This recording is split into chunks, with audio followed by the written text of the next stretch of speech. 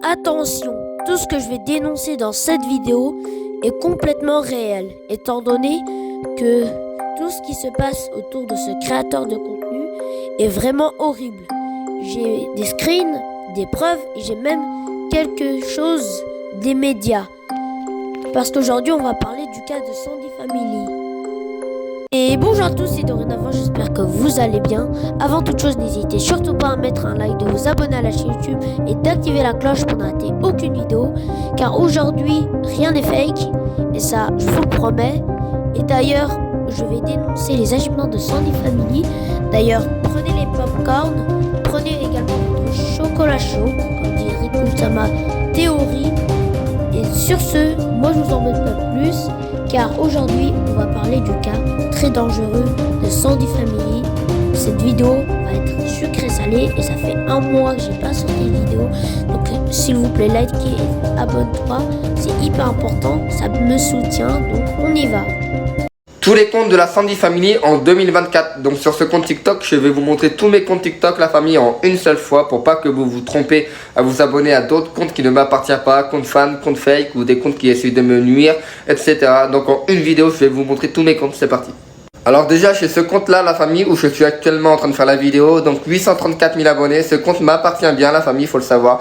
Il y a 35 millions de j'aime, ça fait à peu près un an que je l'ai.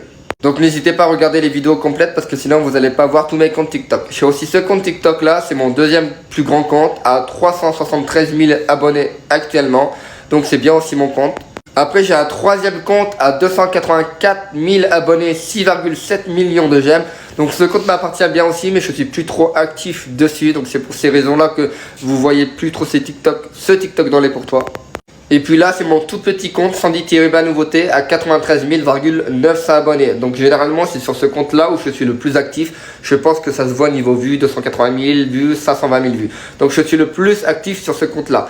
Après tous les autres comptes, Sandy Bayonne, 9.3 à 500 000 abonnés, il avait été banni. J'avais un autre compte aussi, sandyfamily.futur93 qui a été banni. C'est pour ça que ces comptes-là, qui avaient autant de visibilité qu'un TikToker à 2 millions de vues, a complètement disparu. Donc si vous avez vraiment envie de me suivre, le plus important c'est sur ce compte à 800K et sur le compte à 94 000 abonnés qui sera marqué en description. Les deux autres, à 300K et 200K, je fais plus trop de TikTok là-bas. Tous les comptes de la... D'abord, certaines personnes de la communauté vont liker la vidéo, d'autres personnes vont regarder les commentaires, d'autres vont la partager, la collectionner pardon, et d'autres vont l'envoyer à Antion Raka, ouais, c'est bien, on se met bien, et puis ensuite, ils les envoient, mais envoie...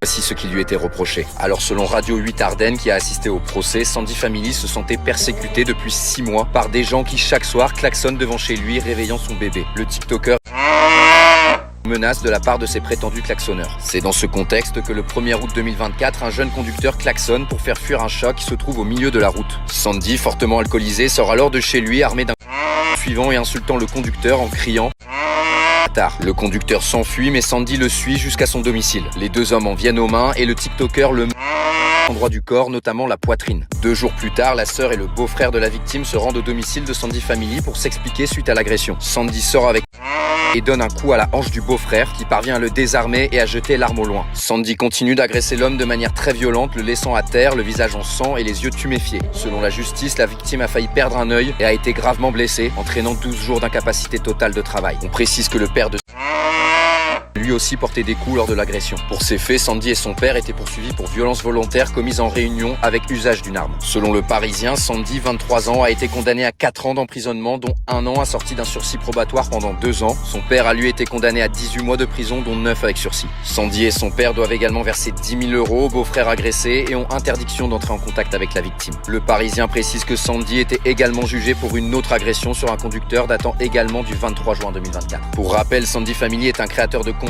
suivi par des centaines de milliers de followers sur TikTok. Il filme souvent ses proches, notamment sa compagne de l'époque, Brittany, suivie elle aussi par plusieurs centaines de milliers de personnes. Le couple était notamment devenu célèbre grâce à cette vidéo. Donc ça s'appelle comment déjà ça? De la bolognaise. Des pâtes à la bocconaise. Bolognaise. Des pâtes à la bouillonnette, bon c'est pareil. Certains internautes s'étaient inquiétés ces dernières années de potentielles violences conjugales au sein du couple, Brittany étant apparue dans des vidéos avec ce qui pourrait s'apparenter à des bleus.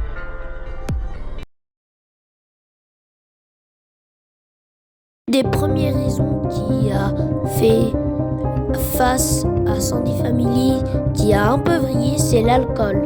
Oui, on sait tous très bien que l'alcool est très dangereux pour la santé et qui peuvent conduire à des états pareils, mais dans le cas de Sandy Family, rien ne s'est passé exactement comme prévu. Et l'une des principales raisons qui l'a fait vriller, c'est l'alcool. Oui, je sais, c'est un peu débile comme exemple, mais comme dans l'extrait que Louis Tanka nous a donné du journaliste de Brut, il s'est avéré que Sandy Family était vachement alcoolisé. Donc voilà les premières raisons de pourquoi Sandy Family a vrillé. Salut à tous, c'est le dorénavant du montage. J'espère que vous allez bien. Actuellement, je suis en train de filmer dans mon salon. Voilà. Mais j'ai oublié un truc, un détail par rapport à la première raison de pourquoi Sandy Family a vrillé. Donc, en fait, la raison pour laquelle Sandy Family a vrillé, c'est tout simplement l'alcool. Oui, c'est mauvais pour la santé, mais il y a un autre détail que je n'ai pas dit par rapport à la raison, c'est que ça a réveillé son bébé, donc c'est ça d'ailleurs qu'il a vrillé. Donc voilà, c'est le dorénavant du montage. On continue la vidéo. Maintenant, je trouve vraiment ça scandaleux, étant donné qu'on parle plus de choses et de cette histoire, mais on va parler d'une autre histoire qui date déjà d'il y a 1 an, qui de maltraiter des petits oisillons et de faire surtout une vidéo pour le buzz. Ouais, je sais que faire des vidéos pour le buzz, c'est déjà très mal, surtout quand c'est mauvais. Mais alors ça, je trouve ça même inadmissible de la part des réseaux sociaux de ne pas ban le compte TikTok de Sandy Family. Je trouve ça non seulement inadmissible, mais également maltraiter des oisillons et faire une vidéo de dire littéralement à sa communauté qu'est-ce qu'il faut donner à manger à tes oisillons. Non mais tu peux très bien, il existe Google pour ça, ou même ChatGPT pour ça. Et déjà, pendant ce drama, ChatGPT était déjà très très fort pour faire des recherches qualitatives. Mais je trouve ça quand même inadmissible de parler de cette manière,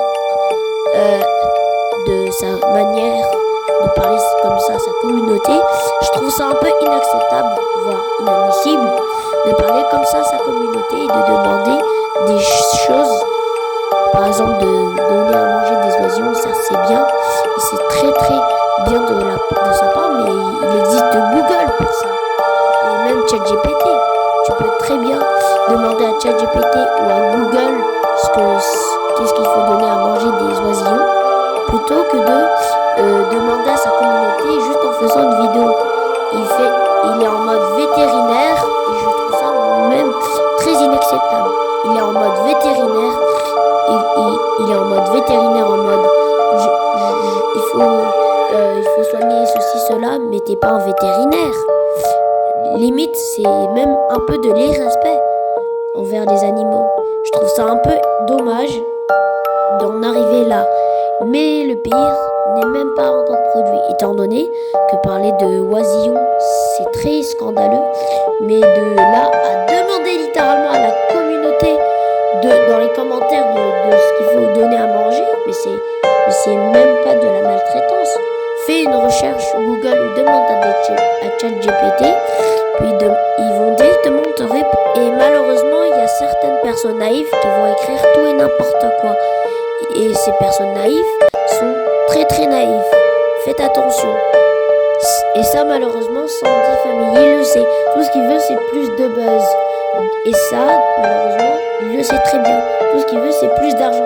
Attention, je dis pas qu'il n'a pas le droit de gagner de l'argent, mais dans un autre sens, il peut pas être en mode vétérinaire comme ça. Merci encore d'avoir regardé cette vidéo. Donc, je vous dis à très bientôt pour une prochaine vidéo. Salut!